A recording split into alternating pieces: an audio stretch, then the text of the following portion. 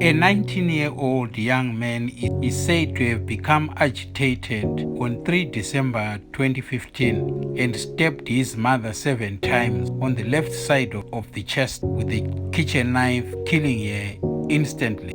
Kudakwashe Swanda is said to have approached and asked his mother to use her car to go for a ride with his friends. A heated argument is allegedly said to have broken out when his mother turned down the request. He left home for about 2 hours, and when he returned, he was armed with a kitchen knife and he viciously attacked his mother, Barbara Swanda, of 11 Stanley Street, South Downs, Gweru. After attacking his mother, Kudakwashe hid the knife under a mattress in the garage, took her phone, locked the house, and drove off in his mother's Nissan Bluebird sedan vehicle. Barbara Swanda's body was discovered by a neighbor and family friend, John Lai Chindanga, who went to check on Barbara but found the door locked.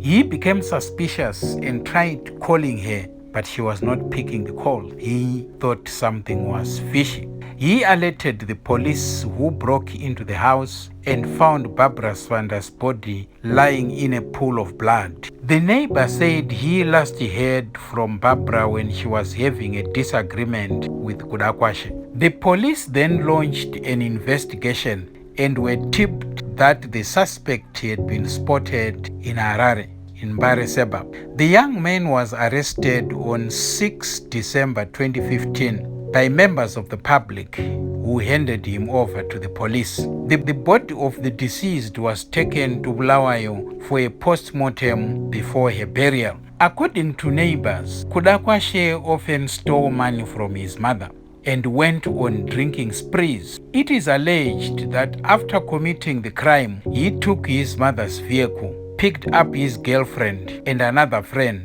with whom he attended a series of wild parties. While on the drinking spree, Kudakwashe's girlfriend is believed to have inadvertently revealed to friends that the young man had murdered his mother. Kudakwashe then went back home, packed his clothes, and left for Harare. He is said to have knocked down a pedestrian in Norton, and the victim died on the spot. Instead of stopping to report the case as should be according to the law, he sped off from the scene of the accident. When Kudakwashe brutally murdered his mother, it is alleged that he was actually on bail after stealing $900 from a tenant.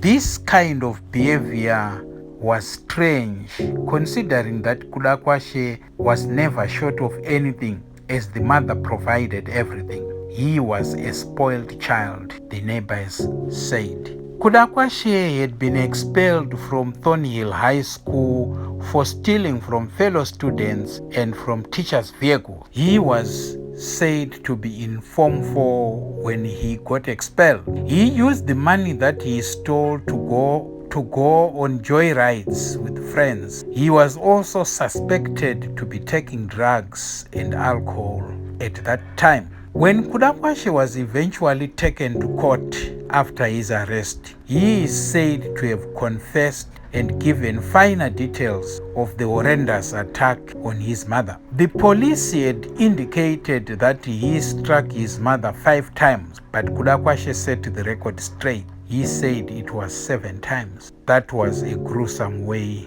to end a life. He broke down several times in court and pleaded for a lesser charge. Through his lawyer, Brian Dube, Swanda said he never intended to kill his mother and pleaded with the court to charge him with culpable homicide instead. During the trial, High Court Judge Justice Maxwell Takuwa briefly stopped proceedings to check if the accused was fit to stand trial, as he continuously sobbed in the dock. When he eventually calmed down, the trial proceeded. He denied the murder charge, saying that he did what he did under the influence of drugs and alcohol. However, Justice Maxwell Takuwa convicted him of murder with actual intent and sentenced him to 20 years in jail.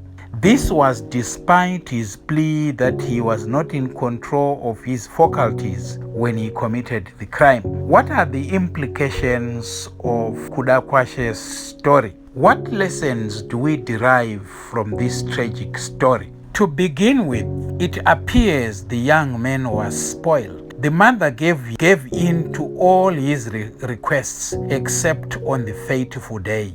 She loved and pampered him as the only parent alive. That backfired. The boy did not grow up, and his lack of responsibility was clear for all to see. The neighbors testified that he was spoiled and that the mother did everything for him.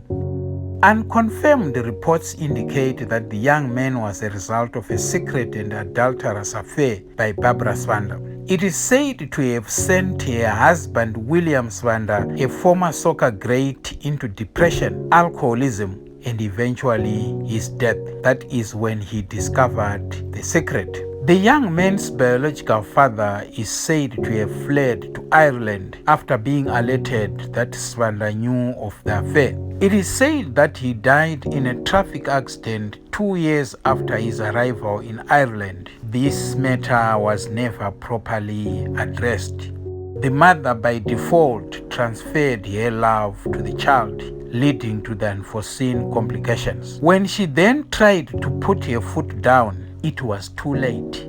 The son felt betrayed and he lost it. He was infuriated that she had refused to give him the car keys, which she had done previously. The die was cast. Both mother and son could have sought the confidence of relatives to sort out their differences. That would have been a noble thing to do. Taking a life in such a cruel manner is unthinkable and a taboo. This story shows that Kudakwashe did not respect his mother. Mothers are an integral part of family, and their importance can never be overemphasized. Killing a mother, a crime which is called matricide, is sacrilege in whatever culture. A mother is an important part of society. That is the reason why important things are referred to as feminine. For example, mother tongue, mother nature. Continents or countries are called motherland. Kudakwashe Swander forgot all that in the heat of the moment, and he committed a crime which will remain a taboo for many years to come in the Swander family and those related to him. May the soul of Barbara Swander rest in peace.